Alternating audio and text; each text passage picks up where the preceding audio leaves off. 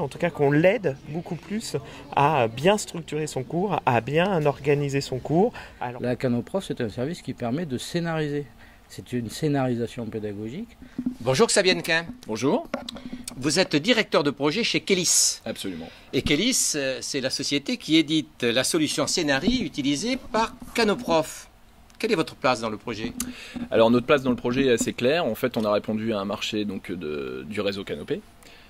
Qui consistait à développer un outil qui permette de scénariser et de produire des ressources pour les enseignants. Alors moi je suis sûr que bon nombre d'enseignants découvrent ce qu'est Scénari. Parlez-moi un petit peu de cette chaîne éditoriale. Alors en fait Scénari c'est un système logiciel déjà, donc c'est un environnement de développement qui permet de concevoir des outils logiciels qu'on met sur son ordinateur pour créer de la documentation. Documentation qui historiquement est plutôt pédagogique. Aujourd'hui, Scénari s'adresse aussi à de la documentation technique. Je vais vous demander quelles sont les qualités particulières de Scénari. Et bien sûr, vous allez me dire qu'elles sont grandes. Par contre, quelles sont les qualités de Scénari que vous estimez avoir été retenues justement pour être intégrées dans le projet Canoprof, qui en fait est un projet pour le premier degré et pour le second degré. Alors en fait, je pense que ça tient à deux choses. C'est que déjà historiquement, Scénari s'adresse avant tout au domaine pédagogique et de l'éducation, ceci depuis 15 ans. Donc effectivement, tous les outils qu'on a pu développer avec d'autres clients, d'autres partenaires, sont aussi liés au domaine de la formation. Donc on a une grosse expérience, une grosse expertise dans la formation, ce qui compte énormément quand on répond à ce genre de demande. C'est pas la première demande auquel on répond sur ce type de problématique. Ça, c'est la première chose.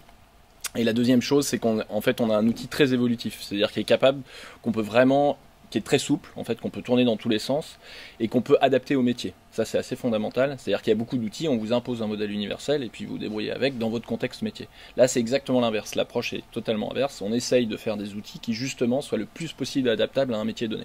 Là, en l'occurrence, celui d'enseignant dans le primaire et le secondaire. C'est un logiciel open source. Absolument.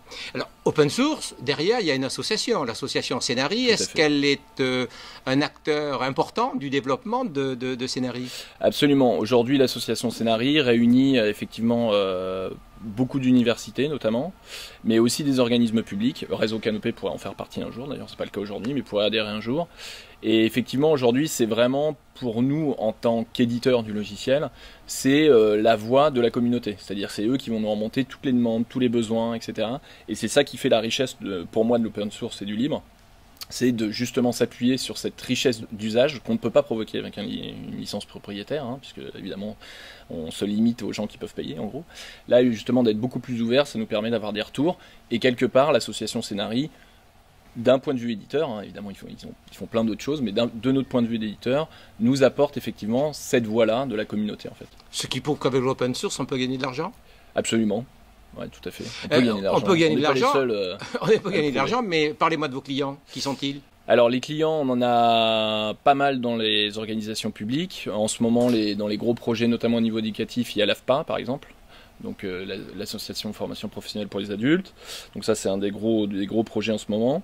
On a aussi dans un tout autre domaine, pour vous donner deux exemples d'organisation, on a l'AMF, l'autorité des marchés financiers, oui, par exemple. Sûr, oui, c'est voilà, qui est pour faire complètement autre chose, c'est de la documentation technique. Il y a aussi des entreprises, ça va des grands groupes, on travaille avec Total en l'occurrence, donc il y a un des exemples, on travaille avec le Crédit Agricole, donc l'organisme de formation. On a pas mal en fait de centres de formation qui sont soit privés, soit publics. Centres de formation qui peuvent être issus d'un gros groupe ou centres de formation qui sont petits, qui produisent eux-mêmes, etc. Alors, une question peut-être indiscrète, je m'attends à la réponse quand même, mais je vous la pose. Comment ça s'est passé avec Canopé pour la mise au point de Canoprof? Dans quel état d'esprit? Plutôt excellent. C'est-à-dire qu'effectivement, si on avait que des clients comme ça, ça serait simple. Non, ça c'est pour la boutade, mais par contre, on va dire, c'est très pragmatique en fait. C'est ça qui est plaisant.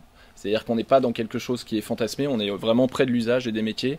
Et en l'occurrence, les interlocuteurs que j'ai au niveau de Canopé, qui sont Pierre et Christophe principalement, pour moi, cherchent vraiment à exprimer le besoin du terrain et pas autre chose. Parce que souvent, quand vous avez des clients, parfois ils expriment soit des fantasmes, soit des choses qui parfois sont délirantes, mais pas seulement d'un point de vue technique, qui peuvent être aussi délirantes d'un point de vue usage. Là, on est sur quelque chose de beaucoup plus concret, parce qu'ils connaissent très bien le terrain, notamment de leur expérience, et ça se sent. Ils ont été chacun prof, aujourd'hui ils en encadrent, ils les forment, ils les accompagnent, etc. Et on le sent à travers l'expression du besoin.